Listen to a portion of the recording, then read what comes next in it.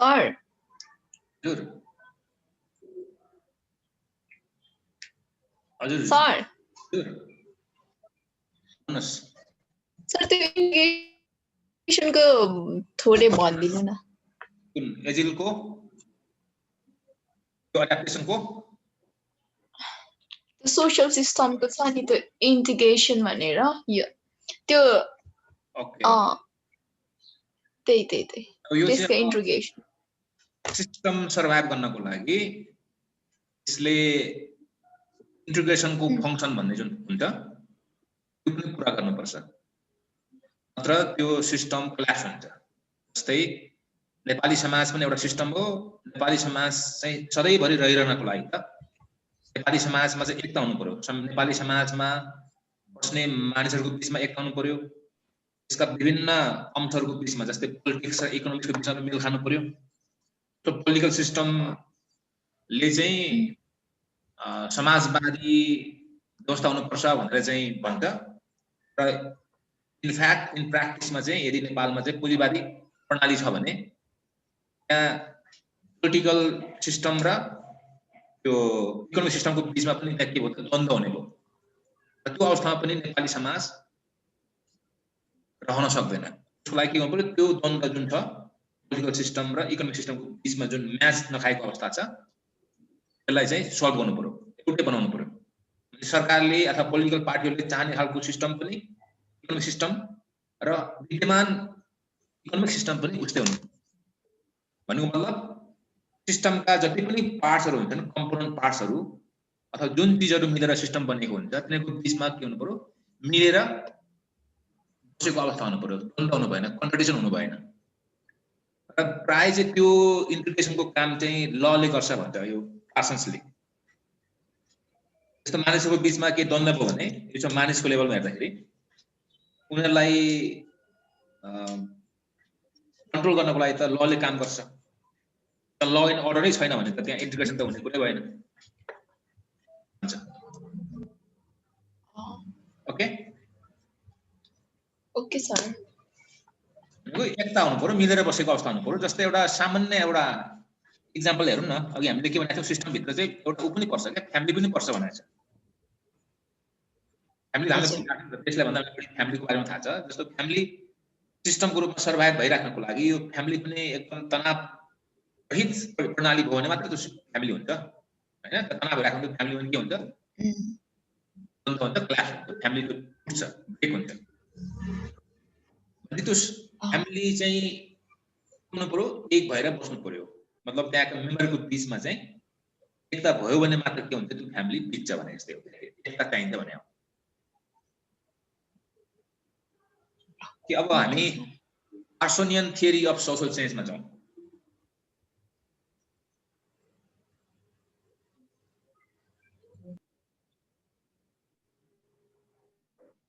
ट्राकोट पार्सन्सले सामाजिक परिवर्तनको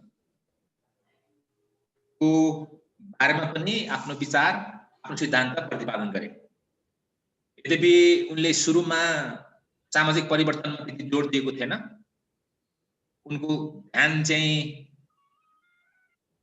यो सोशल अर्डर कसरी कायम हुन्छ समाज चाहिँ कसरी मिलेर बसेको हुन्छ सिस्टम चाहिँ कसरी सर्भाइभ गर्छ भन्ने कुरामा मात्र उसको ध्यान केन्द्रित थियो र सुरुमा चाहिँ उनको सिद्धान्तले सामाजिक परिवर्तनलाई बुझ्न मद्दत गर्दैन भनेर चाहिँ आलोचकहरूले भनिसकेपछि मात्र उनले चाहिँ सामाजिक परिवर्तनको बारेमा आफ्नो एउटा धारणा उनले विकास गर्यो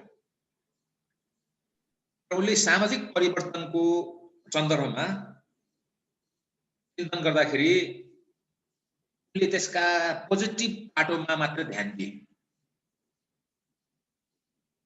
जबकि कार्ल मार्क्सले सामाजिक परिवर्तनको सन्दर्भमा आफ्नो विचार उत्पादन गर्दाखेरि आधुनिक समाजको नकारात्मक पाटोमा पनि जोड दिए जस्तै पुँजीवादी समाज भनेको एउटा आधुनिक समाजको एउटा उदाहरण हो र मार्क्सका अनुसार यो आधुनिक समाजमा चाहिँ द्वन्द्व हुन्छ द्वन्द्व सोशल डिसअर्डर आधुनिक पुँजीवादी प्रणालीको एउटा अनिवार्य अंश हो भनेको मतलब सधैँ भइरहन्छ यो प्राकृतिक विशेषता हो यस्तो खालको द्वन्द्वबाट आधुनिक पुँजीवादी समाजले अलग गर्न सकिँदैन भनेर चाहिँ मार्क्सले भने मार्क्सले चाहिँ आधुनिक समाजको नकारात्मक साइडमा पनि ध्यान दियो, तर आर्कवर्ड पार्सन्सले आधुनिक समाजको पोजिटिभ एस्पेक्टमा मात्र जोड दियो। उनको सिद्धान्तलाई चाहिँ प्याराडाइम अफ इभोल्युसनरी चेन्ज भनिन्छ। उनको मतलब उनको विचारमा चाहिँ समाज क्रमिक रूपमा ग्रेजुअली चाहिँ विकसित हुन्छ भन्ने उहाँको मान्यता हो। उहाँले बुझ्नको लागि एउटा मार्क्सतिर फेरि फर्कौँ, किन मार्क्स र उहाँको विचार चाहिँ एकदम फन्डामेन्टली अपोज छ, डायमेट्रिकली अपोज भन्छ अङ्ग्रेजीमा, एकदमै विपरीत ध्रुवका। मार्क्सले चाहिँ रेभोल्युसनरी चेन्जको कुरा गर्छन्, क्रान्तिकारी परिवर्तनको कुरा गर्छन्, पुँजीवादी समाजले अन्त्य गरेर चाहिँ समाजवादी चरित्रको समाजमा चाहिँ जानुपर्छ, अथवा त्यो चरणमा चाहिँ समाज पुँजीवादी समाज चाहिँ आफै अटोमेटिकली एउटा चरणमा पुग्छ भनेर चाहिँ तर्क गरे। र पार्सनले चाहिँ त्यसरी तर्क नगरिकन समाज चाहिँ ग्रेजुअली बिस्तारै क्रमिक ढङ्गले विकास हुन्छ भनेको हुनाले उनको सिद्धान्तलाई चाहिँ प्याराडाइम अफ इभोल्युसनरी चेन्ज पनि भनिन्छ।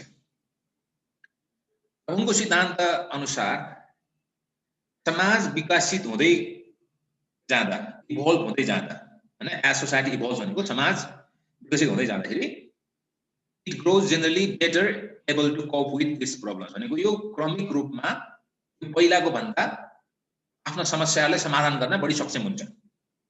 उदाहरणको लागि ट्रेडिसनल सोसाइटी भन्दा मोडर्न सोसाइटी आफ्ना समस्याहरूलाई समाधान गर्न, कोपी भनेको डिल विथ अथवा सल्भ गर्न सक्षम हुन्छ। र मार्क्सवादी सिद्धान्तमा, मार्क्सवादी सिद्धान्त अनुसार चाहिँ के भनिएको छ भन्दाखेरि पुँजीवादी समाज चाहिँ एउटा चरणमा पुगेपछि अन्त्य हुन्छ। अनि पार्सन्सले के भने समाज क्रमिक रूपमा विकसित हुँदै जाँदाखेरि चाहिँ पहिलाको भन्दा बढी विकसित हुँदै जान्छ, यो चाहिँ बढी आफ्नो समस्यालाई समाधान गर्न सक्षम हुँदै जान्छ भने त्यो आधुनिक समाजको कुरा गरे उनले। त्यो समाज भन्नाले उनले आधुनिक समाजको कुरा गरे, पुँजीवादी आधुनिक समाजको कुरा गरे। र मार्क्सले के भन्यो भन्दाखेरि त्यो पुँजीवादी आधुनिक समाज चाहिँ एउटा पोइन्टमा पुगेपछि इभेन्चुअल डिस्ट्रक्सन भनेको चाहिँ एउटा पोइन्टमा पुगेपछि के हुन्छ, अन्त्य हुन्छ। पार्सन्सलाई चाहिँ कतिपयले चाहिँ भेरी कन्जर्भेटिभ सोसियोलोजिकल थ्योरिस्ट पनि भन्छन्, भनेको एकदमै पुरातनवादी भनेको यथास्थितिवादी, हैन, पुरानो विचार राख्ने एउटा समाजशास्त्रीय सिद्धान्तकार भनेर चाहिँ धेरै चित्रण गरे। किनभने उनले क्रान्तिको कुरा गरेन, उनले चाहिँ विकासको कुरा गरे। Did not talk about revolution, instead he talked about evolution. That's why he is considered as very conservative sociological theorist.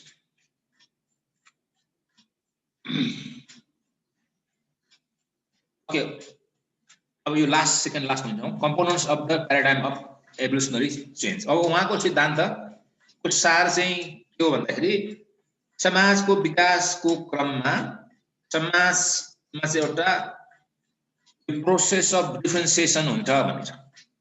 A society undergoes the process of differentiation भनेको चाहिँ समाज चाहिँ विविधीकरणको प्रक्रियाबाट गुज्रन्छ भनेको। विविधीकरण भनेको चाहिँ यसलाई भन्छ विविध हुँदै जाने, मतलब स्ट्रक्चरहरू धेरै हुने अनि फङ्सन पनि धेरै खालको हुने, यसले के भन्छ, डिफरेन्सिएसन भन्छ। जस्तो हामीले अस्ति इक्जाम्पलको रूपमा के भनेको थियौँ भन्दाखेरि फङ्सनल डिफरेन्सिएसन हुन्छ भन्यो हामीले मोडर्न सोसाइटीमा।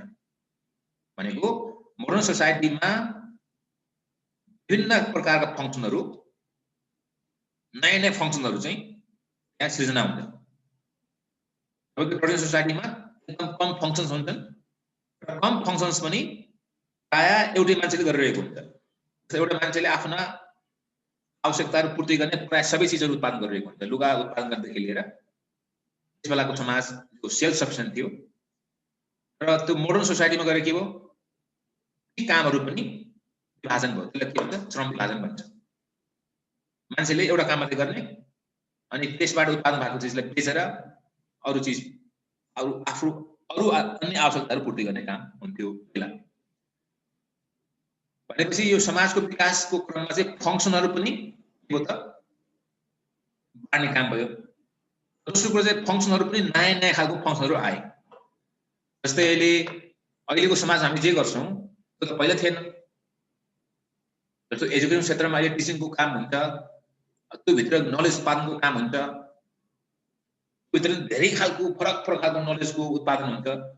त्यसै यहाँ विभिन्न खालको फङ्सनहरू चाहिँ देखा परे। जबकि त्यस्ता फङ्सनहरू पुरानो समाजहरूमा हुँदैन थियो। पुरानो समाजहरूमा लेक्चर दिने काम हुँदैन थियो, त्यसबेला पढाउने काम हुँदैन थियो। भनेपछि यो समाजको विकासको क्रममा नयाँ नयाँ फङ्सनहरू देखा परे। त्यसले के भनिन्छ? Functional differentiation. भनेपछि समाजको विकासको क्रममा फङ्सनल डिफ्रेन्सिएसन हुन्छ। अर्को चाहिँ स्ट्रक्चरल डिफ्रेन्सिएसन हुन्छ। भनेको के भन्दाखेरि नयाँ नयाँ खालको सोशल इन्स्टिट्युसनहरूको विकास हुँदै जान्छ। भने सोशल स्ट्रक्चरको स्कोप बढ्दै जान्छ। जस्तै एजुकेसन भित्र पनि विभिन्न खालको विभागहरू हुन्छन्। जस्तो ब्रोडली एजुकेसन भयो, त्यो भित्र पनि विभिन्न संकायहरू भयो, त्यो भित्र पनि विभिन्न विषयहरू भए। त्यो विषयभित्र पनि के हुन्छ? सब फिल्डहरू हुन्छ। भनेपछि त्यहाँ स्ट्रक्चर नयाँ नयाँ खालको स्ट्रक्चर क्रिएट हुँदै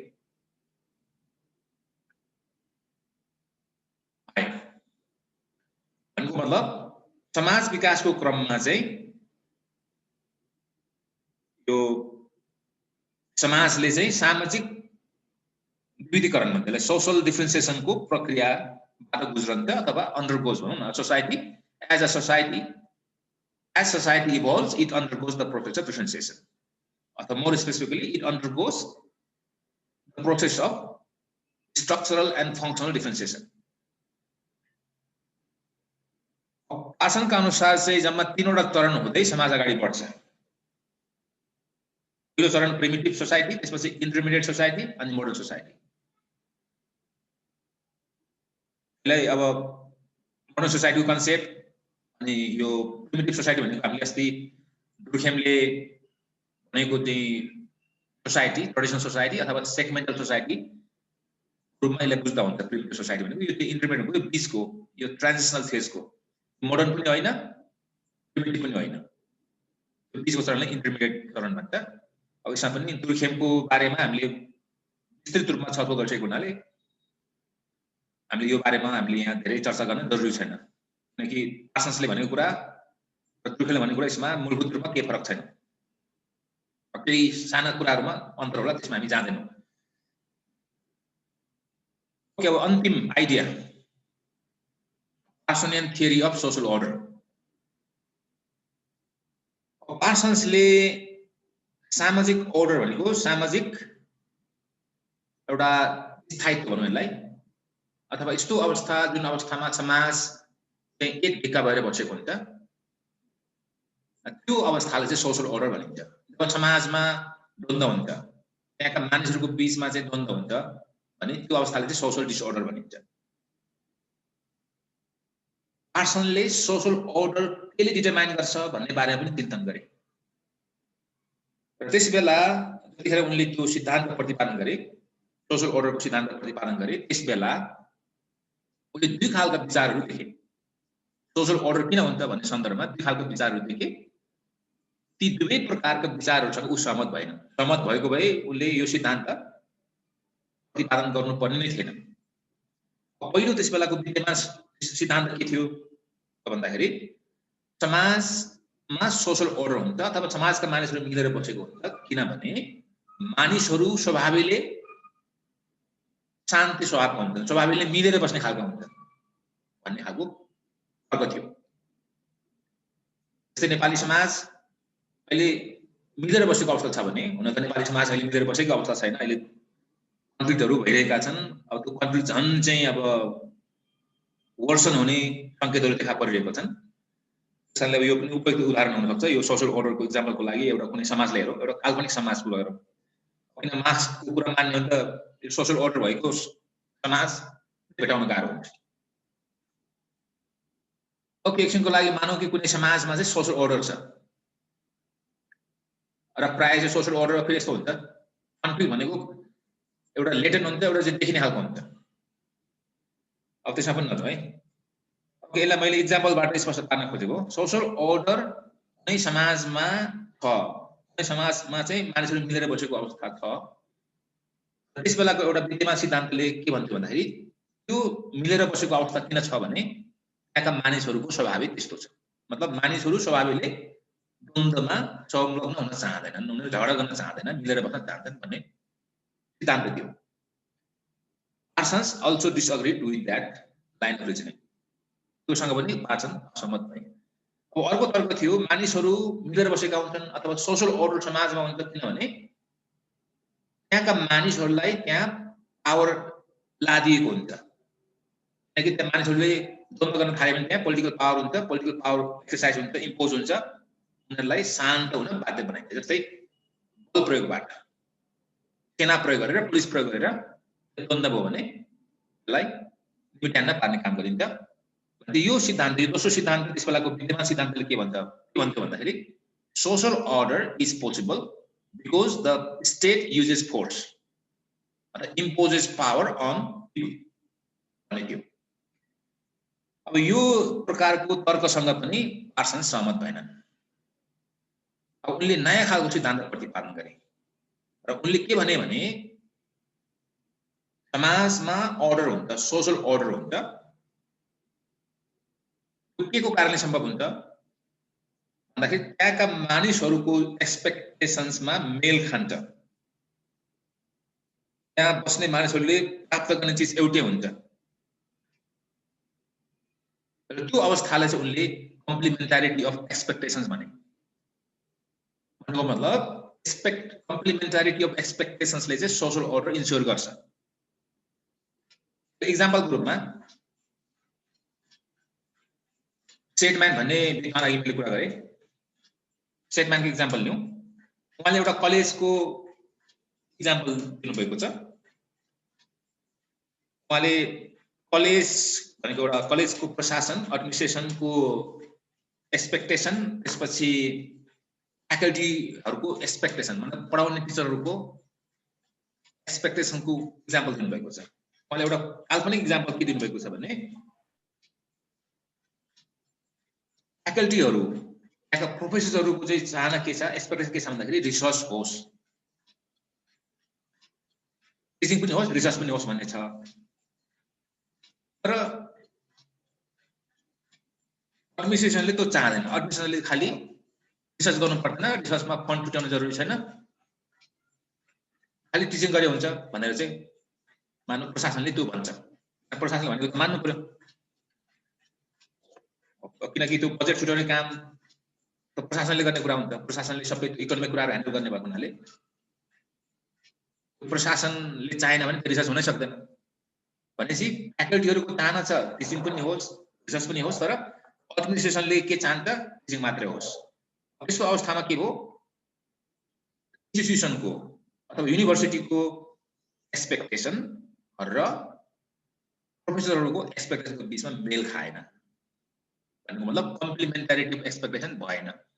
त्यस्तो अवस्थामा पनि त्यहाँ सोशल अर्डर हुन सक्दैन। मतलब त्यो युनिभर्सिटीमा द्वन्द्व हुन्छ भन्छ पार्सन्सले। द्वन्द्व हुन्छ भनेको मतलब प्रोफेसरले जब छोड्न सक्छन् अथवा दबाब दिएर हुन्छ भने उनीहरूलाई त्यहाँ हडताल गरेर हुन्छ कसरी दबाब दिने प्रयत्न गर्छन्। र मैले अर्को काल्पनिक इक्जाम्पल दिनुभएको छ। मानौँ कि प्रोफेसरहरूको चाहिँ एक्सपेक्टेसन रिसर्च गर्ने, टिचिङ गर्ने दुवै खालको छ र त्यहाँको प्रशासनको पनि त्यही खालको छ एक्सपेक्टेसन, रिसर्च र टिचिङ हुनुपर्छ भन्ने छ भने त्यस्तो अवस्थामा के भयो त कम्प्लिमेन्टारिटी अफ एक्सपेक्टेसन चाहिँ छ र त्यो अवस्थामा चाहिँ शान्ति हुन्छ। त्यो अवस्थामा चाहिँ त्यो युनिभर्सिटी एउटा सिस्टमको रूपमा स्मुथली फङ्सन गर्छ। त्यो सिस्टम खतम भइरहेको छ। त्यसबाट के प्रश्न हुन्छ भन्दाखेरि कुनै पनि समाजको सोशल अर्डर अथवा कुनै पनि सिस्टममा भएको जुन एउटा अर्डर हुन्छ त्यो अर्डर के को कारणले सम्भव हुन्छ, एक्सपेक्टेसनहरूको अपेक्षाहरूको मेलले सम्भव बनाउँछ अथवा अपेक्षाहरूको एकरूपताले सम्भव बनाउँछ। यसलाई कम्प्लिमेन्टारिटी अफ एक्सपेक्टेसन भन्छ। सारमा यति हो, पार्सनल थ्योरी अफ सोशल अर्डरको सारमा यति हो। यसलाई अलिकति गहिराइमा बुझ्नको लागि हामीले एउटा दुईटा कन्सेप्ट हेरौँ, इन्टर्नलाइजेसन एन्ड इन्स्टिट्युसनलाइजेसन। अघिको इक्जाम्पलबाट चाहिँ यसलाई स्पष्ट पार्नको लागि प्रोफेसरहरूको जुन एक्सपेक्टेसन छ टिचिङ गर्नुपर्छ, रिसर्च गर्नुपर्छ भन्ने कुरा छ, यो चाहिँ वास्तवमा कल्चरल कुरा हो। कल्चरल कुरा भनेको चाहिँ यो आइडियासँग सम्बन्धित छ। के गर्नुहुन्छ, के गर्नु हुँदैन भन्ने कुरा चाहिँ इट्स अबाउट कल्चरल सिस्टम।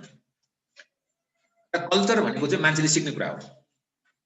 त्यो प्रोफेसरहरूले त्यो रिसर्च गर्नुपर्छ, टिचिङ गर्नुपर्छ भन्ने खालको जुन कल्चर छ त्यो उनीहरूले सिक्नुपर्छ। सिकेन भने उनीहरुमा त्यो खालको एक्सपेक्टेसन नै हुँदैन। भनेपछि उनीहरूले के गर्नुपर्छ, त्यसलाई सिक्नु पर्यो। त्यो सिक्ने प्रक्रियाले चाहिँ इन्टर्नलाइजेसन भन्छ। केवल यहाँ हेर्नु होला, internalisation refers to culture becoming a part of the self भन्छ के।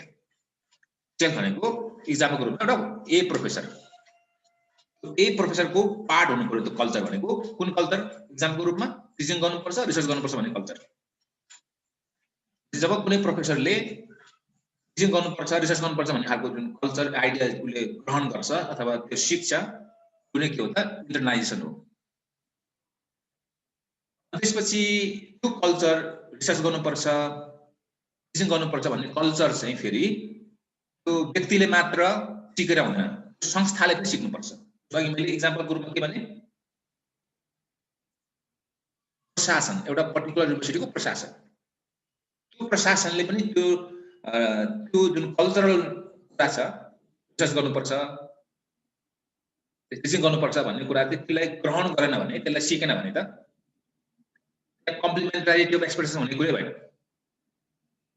इन्स्टिट्युसनलाइजेसन भनेको चाहिँ कल्चरलाई ग्रहण गर्ने। कसले ग्रहण गर्ने?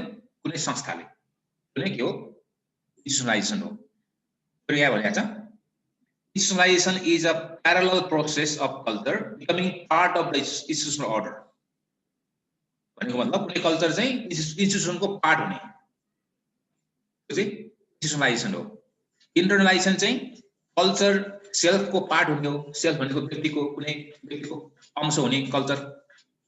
अनि यो इन्स्टिट्युसनलाइजेसन भनेको चाहिँ कुनै कल्चर चाहिँ इन्स्टिट्युसनको पार्ट हुने, भनेको मतलब संस्थाले त्यसलाई ग्रहण गर्ने। अब यो कन्सेप्टको विकास, यो कन्सेप्ट, दुईटा कन्सेप्ट किन महत्त्वपूर्ण छ भन्दाखेरि यी दुईटा कन्सेप्ट चाहिँ यो कम्प्लिमेन्टारिटी अफ एक्सपेक्टेसनसँग सम्बन्धित छन्। यी कन्सेप्टहरूले हामीलाई कम्प्लिमेन्टारिटी अफ एक्सपेक्टेसन्स कसरी सम्भव हुन्छ भन्ने कुरालाई बुझ्न मद्दत गर्छ। यसले सरल तरिकाले भन्ने हो भने व्यक्तिहरूले कल्चरलाई इन्टर्नलाइज गर्यो, त्यही कल्चर चाहिँ संस्थाहरूले इन्स्टिट्युसनलाइज गर्यो भने मात्र कम्प्लिमेन्टारिटी अफ एक्सपेक्टेसन हुन्छ। र कम्प्लिमेन्टारिटी अफ एक्सपेक्टेसन भएपछि मात्र के हुन्छ, त्यहाँ सोशल अर्डर हुन्छ। जस्तो अघि यो इक्जाम्पलमा सुरुमा सेटम्यानले भनेको इक्जाम्पल छ नि, प्रशासनले चाहिँ रिसर्च हुनु हुँदैन भन्ने, टिचिङ मात्रै हुनुपर्छ भन्ने, अनि यता प्रोफेसरको चाहिँ रिसर्च र टिचिङ हुनुपर्छ भन्ने जुन कल्चर छ। त्यहाँ समस्या किन भयो भन्दाखेरि त्यहाँ जुन कल्चर चाहिँ प्रोफेसरहरूले इन्टर्नलाइज गरे, मतलब सिके, आफूभित्र लिए, त्यो कुरा चाहिँ, त्यो कल्चर चाहिँ त्यहाँको त्यो युनिभर्सिटीको प्रशासनले के गरेन, इन्स्टिट्युसनलाइज गरेन भने मतलब त्यसलाई ग्रहण गरेन। परिणामस्वरूप के भयो, त्यहाँ कम्प्लिमेन्टारिटी अफ एक्सपेक्टेसन भएन।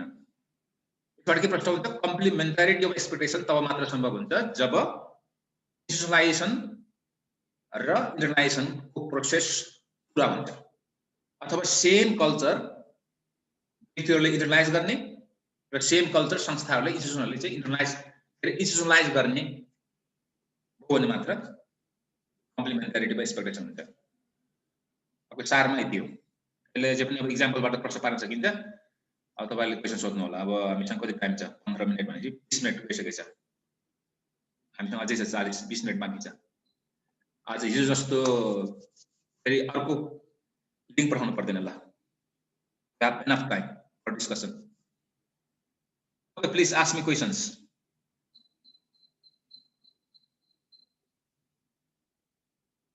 ठीक है, बताऊं?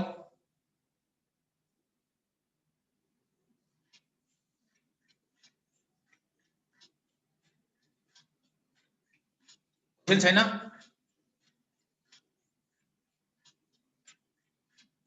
बन्द गरे त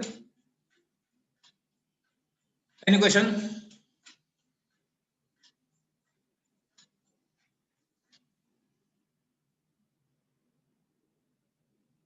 छैन सर हजुर हेर्नु न सर क्लास मर्निङमा राख्दा कस्तो होला सर यसो रिक्वेस्ट मात्र गर्न खोजे मैले हैन तपाईहरु सल्लाह गर्नुस् मेरो 8 देखि 9 बजे तपाईँ भ्याउँदैन मेरो क्लास हजुर हुन्छ अब तपाईहरु छलफल गर्नु भने मलाई प्रब्लम छैन 8 9 बाहेक कस्तै पनि कुरा चाहिँ भएको थियो बिहान गर्ने भनेर चाहिँ यसै छलफल चाहिँ भएको थियो तपाईहरु के हजुर हजुर पछि भएन भनेर 11 बजेको टाइम राख्नु भयो त्यो तपाईँ हजुर सर त्यही त दिउँसोतिर यसो लाइन जाने प्रब्लमहरु हुन थाल्यो कि कतिपय क्लास छुट्न थाल्यो हजुरको अब एकदमै गाह्रो पनि छ डिफिकल्ट पनि छ गरे थ्योरी कोर्सहरु चाहिँ सकेसम्म सबै साथीहरु एटेन्ड गर्न पाएन सजिलो हुन्थ्यो के अब अरु साथीहरुसँग एकचोटी कुरा राखौँला के आज अनि हजुरलाई खबर गराउँला नि हुन्छ नि सर अनि बिहान भनेको फेरि कति बजे हो भन्ने कुरा हुन्छ हैन बिहान पनि कति बेला गाह्रो हुन्छ भन्ने छ अस्ति कुरा सबै कुरै भएको हो हजुर तर बिहान भनेको कति बजेतिर हुन्छ के रे 8 देखि 9 बजे भ्याउँदैन 8 बजे भनेको जस्ट 8 बजे भने लगभग 7 देखि 8 गर्न त पाइन्छ होला नि हजुर 7 देखि 8 गरे पनि हुन्छ अनि बेलुका गरे पनि हुन्छ के दिउँसो भन्दा 8 बजे भन्दा अगाडि तपाईको सबैको अब प्रब्लम छ हैन सबभन्दा राम्रो चाहिँ तपाईले अब अलि ट्याग पनि गर्नुपर्छ हैन मलाई पनि यो क्लास तपाईको सिद्धियो भने मलाई पनि तनाव हुन्छ तनाव मुक्त हुन्छ त्यही त अब तपाईले सल्लाह गर्नु हुन्छ सर म पछि कुरा गर्छु नि त यो क्लासको विषयमा हुन्छ हुन्छ हुन्छ हुन्छ सर आज क्वेशन छ कि छैन any No question, sir. No question Vandana कोही त क्वेशन आथे वन्दनाबाट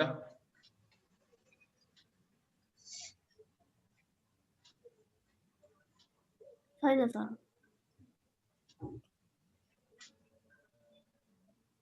ओके अब निकिता र सरगम चाहिँ पछि निकिता लास्टमा आउनुभयो है ओके क्वेशन छ कि छैन निकितासँग छैन बिचमा आए ओके सरगम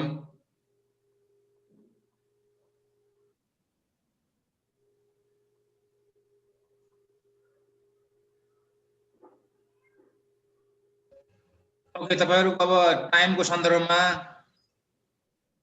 छलफल गर्नु सकेसम्म चाहिँ अब यो टाइमै गरौला न धेरै फ्लेक्सिबल पनि अब तपाईहरुको प्ले सुरुदेखि तपाईले अप्सन दिएकै हो हैन अब बिहान चाहिँ गाह्रो हुन्छ सबैलाई बिहान उपयुक्त भन्ने पनि हुँदैन र क्लास चाहिँ अब सिरियसली नै हो भने आउनु चाहिँ पर्ने हुन्छ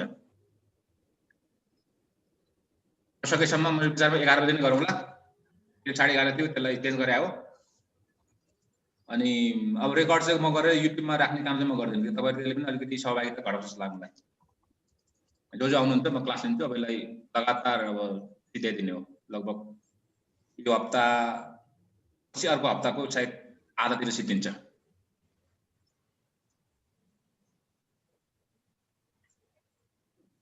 अब हामीसँग 10 मिनेट छ प्लिज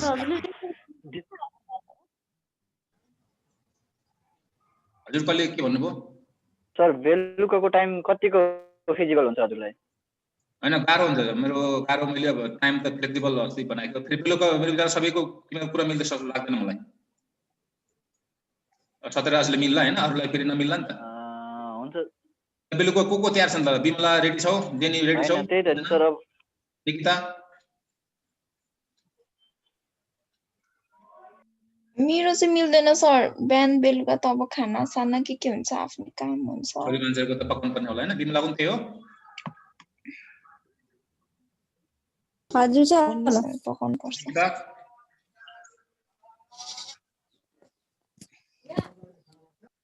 त्यही पनि अब मेरो मात्र मिलेन भनेर हुँदैन मेजोरिटीमै जाने हो जान त अब सकेसम्म चाहिँ बेलुका र बिहान चाहिँ नगरौँ। बेलुका पनि मलाई गाह्रो हुन्छ लाग्छ किनकि बेलुका भनेको वाकिङ गर्ने वाक गर्ने ठाउँ हो, टाइम हो।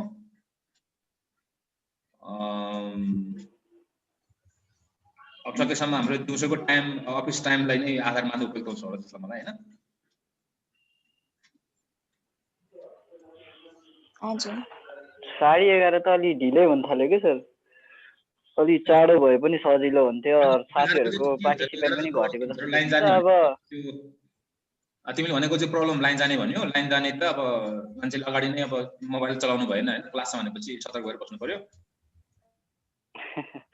हैन लाइन मात्र हैन सर, अब कतिपय साथीहरू अरू काममा पनि बाहिरै भएको पनि कन्डिसन छ कि। जनरली त मैले यसो क्लास काममा पनि गइराख्नु। तपाईको 10 जना भन्दा बढी आएको यसमा रेकर्डै छैन। तपाईको अब यो बीचमा तपाईले भनेपछि पढ्ला भन्ने मलाई लाग्दैन हैन।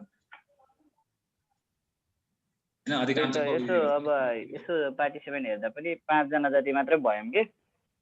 अब 5 जनाले मात्रै पढेर त भएन, सबैजना साथीहरूले पढ्न पाए अलि सजिलो हुन्थ्यो भन्ने हो।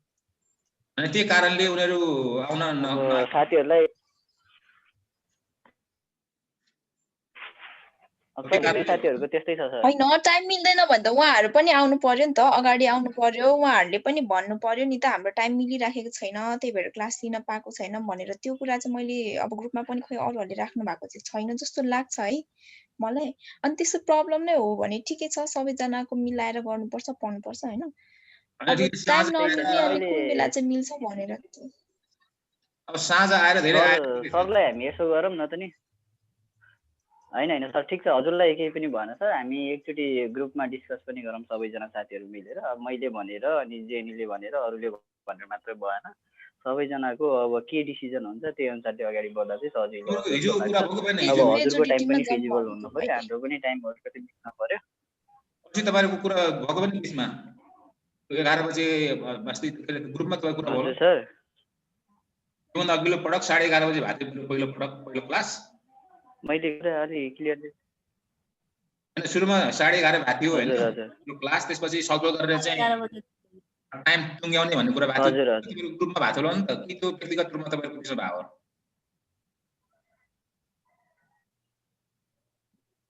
मैले कुरा प्रश्न सुनिन सर। हैन तपाईहरु 11:30 मा झार्नु पनि त्यो चाहिँ तपाईहरुको ग्रुपमा निर्णय भयो कि? हैन सर, ग्रुपमा निर्णय चाहिँ त्यसरी फर्मली चाहिँ के पनि भएको छैन। मैले चाहिँ यसो आफ्नो व्यक्तिगत विचार मात्रै राखेको सर। मलाई चाहिँ गाह्रो भयो, अरु साथीहरुलाई पनि जस्तो मैले चाहिँ भनेको हो सर। अस्ति अब इन्फर्म गर्दाखेरि हाम्रो पहिले पनि त्यति बेला हुन्थ्यो क्लास, त्यही भएर मैले नर्मली इन्फर्म मात्र गरेको सबैजनालाई। यो टाइममा चाहिँ हाम्रो क्लास हुँदैछ, भोलिदेखि क्लास हुँदैछ, प्रिभियस टाइममै हुन्छ भन्ने कुरा मात्र राखेको। अब त्यसमा मिल्ने नमिल्ने यहाँ त्यहाँ भन्ने कुरा चाहिँ भएन। कसैले कुरा राख्नु पनि भएन सायद त्यति बेला। सबैजनाले अब हुन्छ आउने जतिले हुन्छ भन्नुभयो, अरूले बोल्नु भएन। पछि फेरि 11 बजे भयो त्यो बेला अब टाइमै फिक्स हो कि भन्ने पनि भयो कि हैन। जस्तो मैले सुरुमा 11:30 फेरि पहिलेदेखि नै यही टाइमलाई हेरिराखेको, त्यही भएर पनि हो। अब पहिले यति बेला आउँदाखेरि जाना अब 20 जना आउनु भएको हो। ठिकै छ। अब त्यो म बेलुका चाहिँ भ्याउँदिन। अब बेलुका अलिकति प्रब्लम हुन्छ। अब यहाँ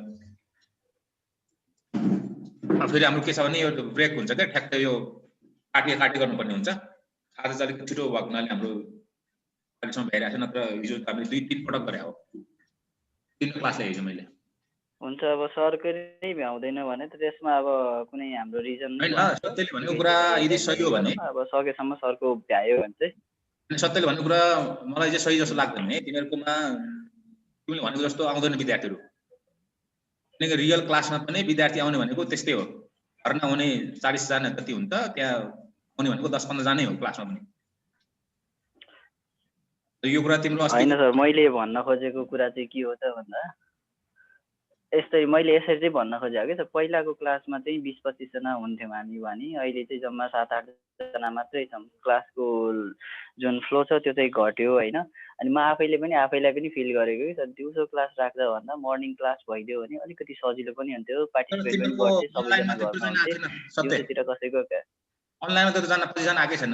हजुर अहिलेसम्म अनलाइनमा पैसा आएको रेकर्डै छैन होइन सर अरू क्लासमा चाहिँ आउनु भएको थियो कि होइन अरू क्लासमा हुन्थ्यो सर सबै त त्यस्तो हो भएन नि त त्यो बेला पनि त क्लास त दिउँसै भएको हो नि त त्यति बेला हो ठिक छ 20 जना 25 जनासम्म पनि हामी भएको छौँ तर त्यो टाइममा पनि त्यस्तो बिहान गरेर बेलुका गरेर सबैजनाको होइन त्यही टाइम त मिलाएर होइन भन्दा मैले यही टाइममा नै गरेको थियौँ नि त अनि क्लास टाइम त चाहिँ यही यही टाइममा थियो भएको थियो त्यो बेला चाहिँ धेरै भयो अब त्यो बेला अलिकति सबैजना यस्तो माहौल पनि थिएन नि त टोटल्ली लकडाउन थियो कि किनभने मान्छे घरै बस्ने सिचुएसन थियो अहिले त मान्छे घरैभित्र बसिरहन्छ भन्ने छैन अलिकति खुकुलो भएको जस्तो छ काम विशेष चाहिँ कहीँ गएको होला भन्ने कुरा हो कि मैले डिफेन्स गर्न खोजेको थिएँ होइन मैले सकेसम्म फिजिबल टाइम चाहिँ भयो भने सबैजना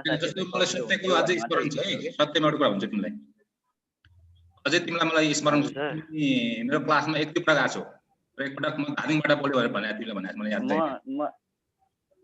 त्यसबेला तिमी म जम्मा 2 चोटि मात्र छु के मेरो क्लासमा तिमी आउँदैन थियो हजुर सर अरूमा तिमी आउँथ्यौ भनेपछि तब त्यहाँ पनि सर मैले मतलब तिमी त्यसबेला मेरो क्लासमा हैन मैले अरूमा किन आयौ एकदम मलाई तिम्रो नाम मलाई याद छ अहिले ठ्याक्कै याद भयो ल तिमी सत्यराज भनेपछि तिमी धादिङबाट भनेर भनेको छौ हैन हो सर अन्तिम क्लास यो मैले पाउन निर्णय मैले पढाउन छोडे नि बिचमा नभएर त्यसको सायद अन्तिम क्लासमा तिमीसँग मैले बोलेको याद छ ल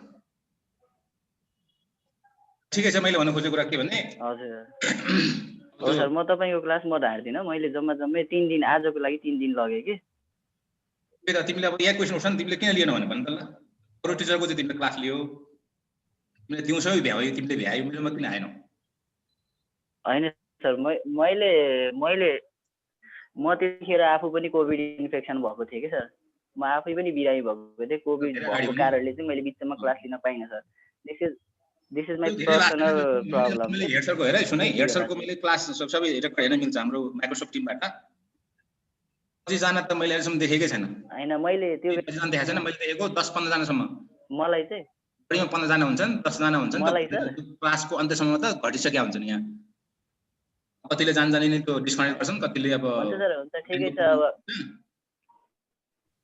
अनि ठिकै छ तिमीले भनेको कुरा कन्सर्न जायज कन्सर्न हो भने म त्यसलाई आई टेक इट पोजिटिभली हैन तिमीले जुन कुरा भन्यौ नि त्यो चाहिँ हैन सर अब यसो हो अब यतै भएका साथीहरुले पनि सपोर्टिभ छैनन् भने त मैले भनेको कुरा के होला र तिम्रो कुरा मैले अलिकति टाइम मिल्छ अब त्यसले म्यानेज गरेर जुन तर्क गर्यो सुरुमा त्यत्रो जना आउँथे भन्थ्यो मेरो क्लासमा तिमी अब 3 पटक मात्र आछौ भनेपछि त तिमीले जुन आधारमा चाहिँ डिफेन्ड गर्दैछौ नि त्यो अलिकति मैले यसो हेर्दाखेरि लजिकली आई डिडन्ट फिल के भन्छ convincing I didn't find it convincing भने मात्र हो र तिमीले इन्स्योर गर्न सक्छौ राति बेलुका गरेर पनि इन्स्योर गर्न सक्छौ भने सके मतलब प्रब्लम छैन ल